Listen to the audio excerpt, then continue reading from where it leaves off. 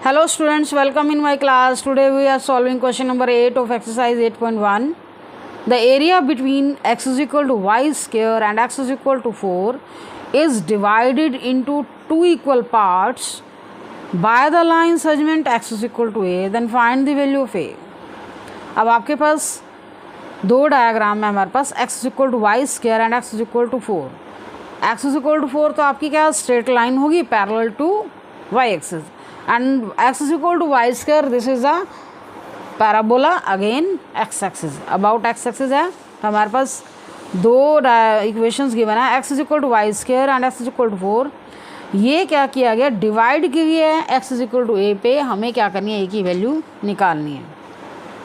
Divide इसको कैसे किया गया है, टू इक्वल पार्ट्स में. तो पहले आप पैराबोला बनाओ. किसके अलोंग होगा पैराबोला, ओड पावर हमारी x के ऊपर है, तो पैराबोला किसके ऊपर होगा, x एक्सिस के अगेन होगा. तो यहाँ हम पहले दोनों एक्सिस शो करते हैं, x axis and y axis.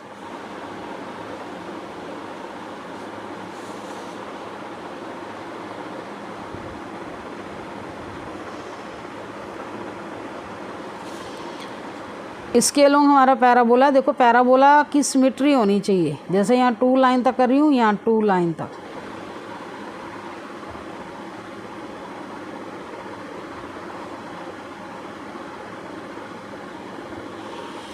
x is equal to 4. Question number 8. The area between x is equal to y square and x is equal to 4 divided by two equal parts by x is equal to a. देखो x is equal to 4, पहले आप यहाँ 0 लिखो. हम यहाँ तक क्या ले लेते हैं, x is equal to 4 line यहाँ ले लेते हैं. पैराबोला और x is equal to 4 के बिटवीन का area x is equal to a के थ्रू डिवाइड हुआ है टू इक्वल पार्ट्स में. मतलब आपको टू इक्वल पार्ट्स करने हैं तो मिड में एक लाइन लगानी होगी, ये मिड में, जिससे हमारा ये एरिया क्या हो गया, टू इक्वल पार्ट्स में हो गया. तो ये लाइन क्या है, x is equal to a है. आपको इस a की वैल्यू निकालनी है. तो इससे क्या कंक्लूजन निकला, आपका ये एरिया और ये एरिया दोनों क्या हैं, इक्वल हैं. तो क्या करेंगे, सबसे पहले रिक्वायर्ड एरिया लिखने से पहले क्या करना है, हम a की वैल्यू निकालनी है ना हमें. तो मेन उसके लिए हमें क्या करना होगा, 0 से 4 आपका क्या है, होल एरिया है. तो यहाँ हम सपोज करेंगे let a1 be the whole area. It means a1 की वैल्यू क्या होगी, यहाँ से लेकर यहाँ तक 0 से 4 y dx. y आप क्या लोगे, पैराबोला का, और पैराबोला का y क्या है, रूट x dx. तो यहाँ पर रूट x का इंटीग्रेशन आपको पता ही है, x रेज टू पावर 3/2 और यहाँ पर 2 टाइम्स भी आएगा, ये भी ध्यान रखना, क्योंकि 0 से 4 ये दोनों साइड का, ऊपर और नीचे, first and third fourth quadrant का एरिया जो आ रहा है ऐसे डबल फोल्ड वाला होगा, इसलिए ट्वाइस लगाना पड़ेगा. ट्वाइस 0 से 4, 2 into 2/3 x raise to power 3/2, 0 से 4, 4/3, 4 रेज टू पावर 3/2 माइनस 0. कितना आया ये, 4/3. ये आपके पास क्या आएगा, 4 into 1 and 4 raise to power 1/2 minus 0. 4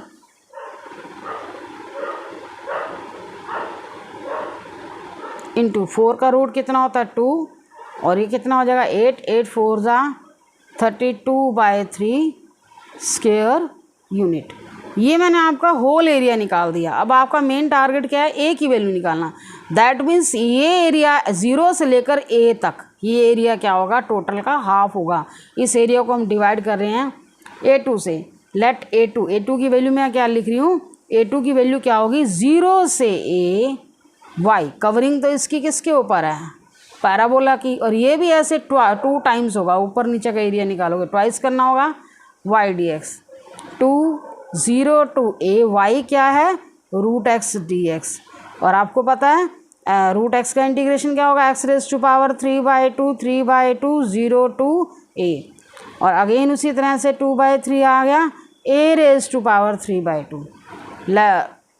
right hand limit हमारी क्या है 0, कितना आया, सॉरी अपर लिमिट a है और लोअर लिमिट हमारी क्या है 0, माइनस हो जाएगा 0, 4/3 a रेज टू पावर 3/2। ये हमारी टोटल कैलकुलेशन आ गई। अब हम क्या लिखेंगे, अकॉर्डिंग टू क्वेश्चन।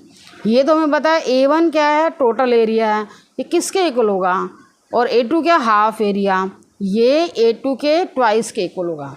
तो यहाँ पर आपने A1 की वैल्यू पुट करनी है। A1 की वैल्यू कितनी आई है 32/3, और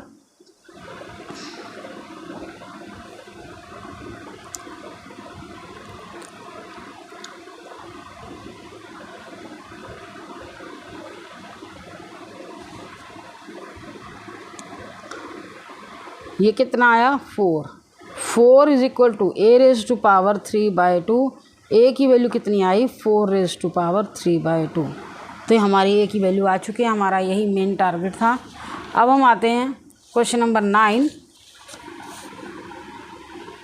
क्वेश्चन नंबर 9 में find the area of the region bounded by the parabola y is equal to x square and y is equal to modulus of x। देखो हमारे पास यहाँ दो इक्वेशन है, y is equal to x square, ये तो parabola की equation है, किस स्केल होंगे पैराबोला, y एक्सिस के, और सेकंड इक्वेशन क्या है मॉडुलस ऑफ x।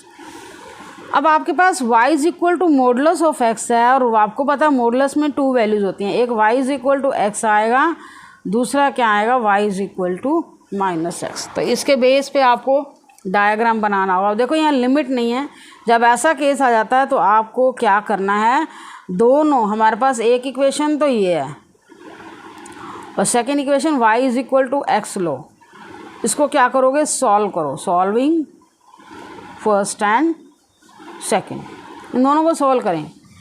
y की वैल्यू क्या है x के इक्वल है, और यहाँ y की जगह क्या रख दो x रख दो, x is equal to x square, इधर आ जाएगा x minus x square is equal to 0, x common 1 minus x is equal to 0, x is equal to 0 and 1 minus x is equal to 0, x is equal to 0 and x is equal to 1।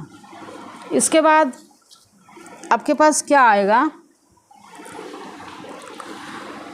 y is equal to minus x. अब second value देखो, ये तो circle parabola और y is equal to x वाली line, उन दोनों के intersecting point आएंगे।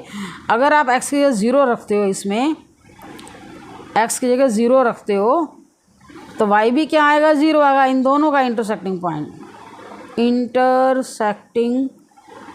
पॉइंट ओ फर्स्ट एंड सेकंड क्या आएंगे 0 0, और x की जगह 1 रखते हो तो y भी क्या आएगा 1। इसी तरह से हम y is equal to x square and y is equal to, ये फर्स्ट तो है ही, और y थर्ड को सोल्व करोगे माइनस एक्स। अब आपने क्या करना है, इन दोनों को सोल्व करोगे, y इसकी जगह क्या रखोगे माइनस एक्स। अब इसको सोल्व करने के लिए आप एक्स स्क्वायर प्लस कर दो, इधर आ जाओ, x common x plus 1 is equal to 0, x is equal to 0 and x is equal to -1।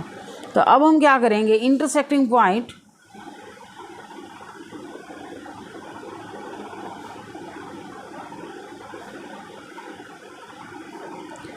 First and third, हाँ जी फर्स्ट एंड थर्ड।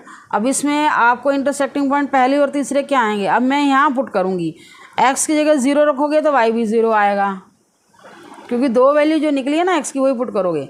अब x की जगह -1 रखोगे और माइनस उसके पास पहले से ही है, y क्या आ जाएगा +1, दैट मीन्स x -1 रखते हो तो y +1 आएगा। अब इसके बेस पे आपको डायग्राम बनाना है। पैराबोला, एक तो शेप है आपके पास पैराबोला, और दो स्ट्रेट लाइन आएंगी, एक x और एक -x। और इसको कैसे करना है, आपने पॉइंट जो जो गिवन है उन पॉइंट को शो करना है। पैराबोला बनाएंगे y एक्सिस के लोग इक्वल, यहाँ दोनों साइड से इक्वल डिवाइड करो, ऐसे इक्वल आना चाहिए, ओरिजिन से पास होता हुआ पैराबोला ऐसे। पहला पॉइंट मेरा क्या था 0 0 0 0 पॉइंट आपका यहाँ पर है, और उसके साथ 1 1 था, x1 y1, तो x1 y1 दोनों ही प्लस के कहाँ होगा, फर्स्ट क्वाड्रेंट में। यहाँ मैं x1 ले रही हूँ, y भी 1, x1 y1 अप्रोक्सीमेट यहाँ डाल देते हैं। और दूसरी वैल्यू क्या है, 0 0 है, और x -1,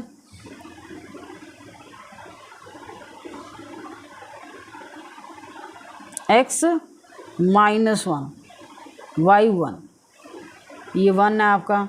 अब इसको आपको ज्वाइन करना है। आप 1 को थोड़ा बढ़ा भी सकते हैं, यहाँ पे भी रख सकते हो, क्योंकि डायग्राम थोड़ा बढ़ा के दिखा सकते हैं, कोई दिक्कत नहीं है इसमें। ऐसे और इधर से ये आपकी लिमिट आएगी, ऐसे ज्वाइन कर दो इंटरसेक्टिंग पॉइंट। और आपको कौन सा एरिया निकालना है, लाइन और पैराबोला के बिटवीन का एरिया, ये एरिया जो आपको शेड करके दिखाया जा रहा है। तो ऐसे करना है, आप डायग्राम को बड़ा करके दिखाओगे, 1 1 आप यहाँ ले लेते हो तो और अच्छा सा लगेगा। आप कर सकते हो, यहाँ तक पॉइंट आ जाएंगे। आप कोशिश यही करना है इसको बड़ा ही दिखाना। तो आप उनका मेन मतलब क्या, इस लाइन और पैराबोला के बिटवीन का एरिया क्या आएगा, ये आएगा।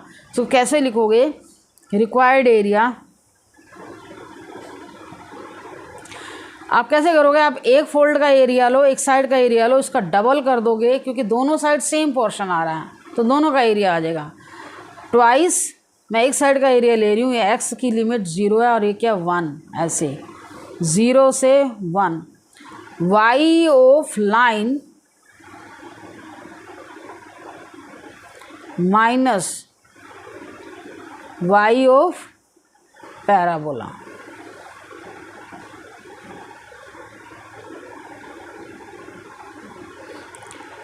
क्या आएगा, dx ट्वाइस 0 से 1, y of line, y of line, अब आपका y ऑफ लाइन क्या है, x है, y ऑफ लाइन हमारा क्या है, x है, एंड y ऑफ पैराबोला क्या है, y of parabola x² dx twice, यहाँ पर क्या आएगा, अब आपको क्या करना है, x का integration x² / 2 minus x³ / 3, limit क्या आई 0 से 1, 1/2 minus 1/3, upper limit minus lower करोगे ये तो क्या हो जाएगा 0। तो आपके पास क्या है, 2 × 2 3 6 एलसीएम आएगा, 3 - 2 कितना आया, ये 2 × 1/6 कितना आया, 1/3 स्क्वायर यूनिट। ये हमारा क्वेश्चन कंप्लीट हो चुका है। Thank you for watching video.